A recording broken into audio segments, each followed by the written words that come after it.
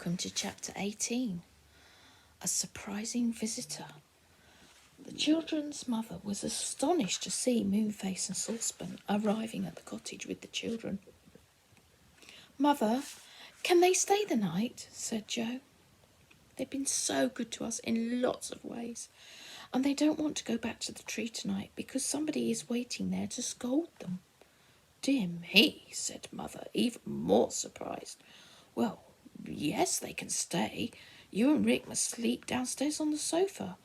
If they'd like to help in the garden for a day or two, they can stay longer." "Ooh," said Moonface, pleased. "That will be fine. I'm sure what's-his-name will have forgotten about scolding us if we can stay for a few days. Thank you so very much. We will help all we can." "Would you like one of my very special kettles?" asked Saucepan gratefully. "Or a big saucepan for cooking soup bones?" "Thank you," said Mother, smiling, for the saucepan man was a really funny sight, covered as usual with all his pans. "I could do with a strong little kettle, but let me pay you." "Certainly not, madam," said Saucepan Man, hearing quite well for a change. "I shall only be too pleased to present you with anything you like in the way of kettles or saucepans." He gave Mother a little kettle and a strong saucepan. She was very pleased. Moonface looked on, wondering what he could give her too. He put his hand in his pocket and felt around for a bit. Then he brought out a bag and offered it to the children's mother. "Have a bit of toffee?" he asked. Mother took a piece. The children stared at her, knowing that it was toffee shock. Poor Mother. The toffee grew bigger and bigger and bigger and bigger in her mouth as she sucked it, and she looked more and more surprised. At last, when she felt that it was as big as her whole mouth, it exploded into nothing at all, and all the children squealed with laughter. "Mother, that was a toffee shock," said Jo, giggling. "Would you like to try a pot cake or a google bun?" "No, thank you," said Mother at once. "The toffee shock tasted delicious, but it did give me a shock." It was fun having Moonface and Saucepan staying with them at the cottage for a few days. The children loved it. Moonface was very, very good in the garden because he dug and cleared away rubbish twice as fast as anybody else. The old saucepan man wasn't so good because suddenly he went deaf again and didn't understand what was being said to him, so he did say rather peculiar things. And he did do rather peculiar things. When Mother said, "Saucepan, fetch me some carrots, will you?" he thought she asked for sparrows, and he spent the whole morning trying to catch them. Then he went into the kitchen looking very serious. "I can't bring you any sparrows," he said. Mother stared at him. "I don't want sparrows," she said. "But you asked me for some," said Saucepan Man in surprise. "Indeed I didn't," said Mother. "What do you think I want sparrows for? To make porridge with?" When Saucepan and Moonface had been in the children's cottage for 2 or 3 days, Silky came in a great state of anxiety. She knocked at the door and Jo opened it. "Oh, Jo, have you still got Moonface and Saucepan here?" she asked. "Well, they must come back to the tree at once." "What's happened?" said Jo. Everyone crowded to the door to hear what Silky had to say.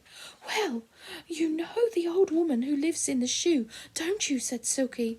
"Her land has come to the top of the tree, and the old woman came down with the ladder through the cloud to see Dame Washalot, who is an old friend of hers, and when she saw that Moonface's house was empty, she said she was going to live there.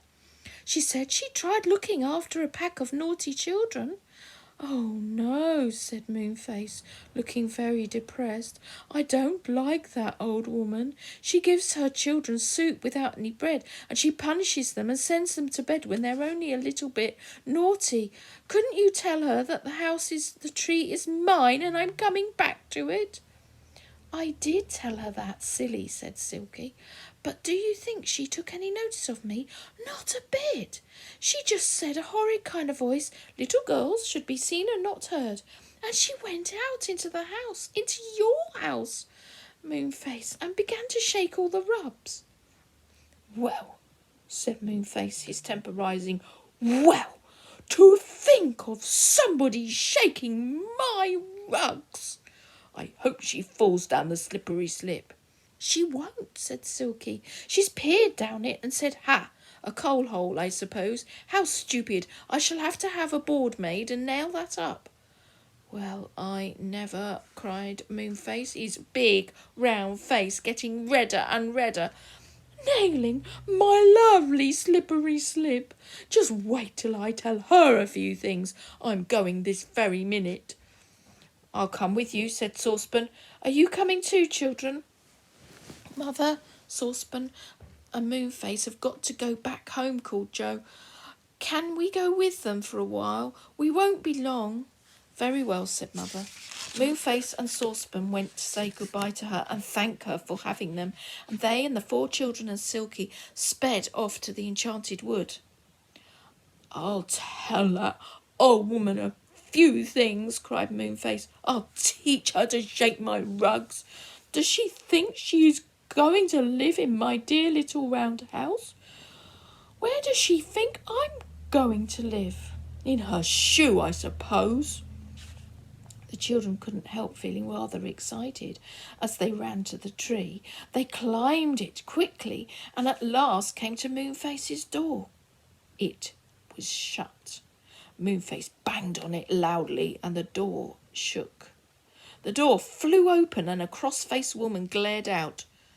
Do you want to break my door down? She cried. It isn't your door, said Moonface. It's mine. Well, I've taken this house now, said the old woman. I've tried all those naughty children, and I'm fed up with them, and I just want to live on my own somewhere, and I'm going to live by myself and have a good time. I don't want to live in a shoe any more.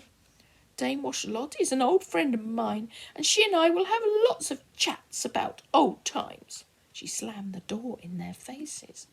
Moonface peered in at the window. He groaned. She's nailed up the slippery slip, he said. She's put my bed across. She's nailed there. Whatever am I going to do? I'll see if I can do something, said old Saucepan Man unexpectedly. You're a good friend of mine, Moonface, and I'd like to do something for you. Saucepan began to clash his pans together and make a dreadful noise. He shouted at the top of his voice, Come out, you naughty old woman! Come out and let Moonface have his house! Your children are hungry! Now he was making such a tremendous noise that he didn't notice old Dame Washalot coming up the tree looking like thunder. She glared at the company outside Moonface's house. She was short-sighted and she didn't see who they were. She thought they were the 7 of the old woman's children who'd come down from the land above and were making themselves a nuisance. I'll teach you to shout and scream like that, said Dame Washalot in a fierce voice, and before anyone quite knew what was happening, they were all picked up one by one in Dame Washalot's strong arms and flung right up through the hole in the cloud into the land of the old woman who lived in the shoe. And there they were, in a new, strange land, again, out of breath, very bewildered. They stared round in surprise. That's the end of that chapter. I'll see you tomorrow.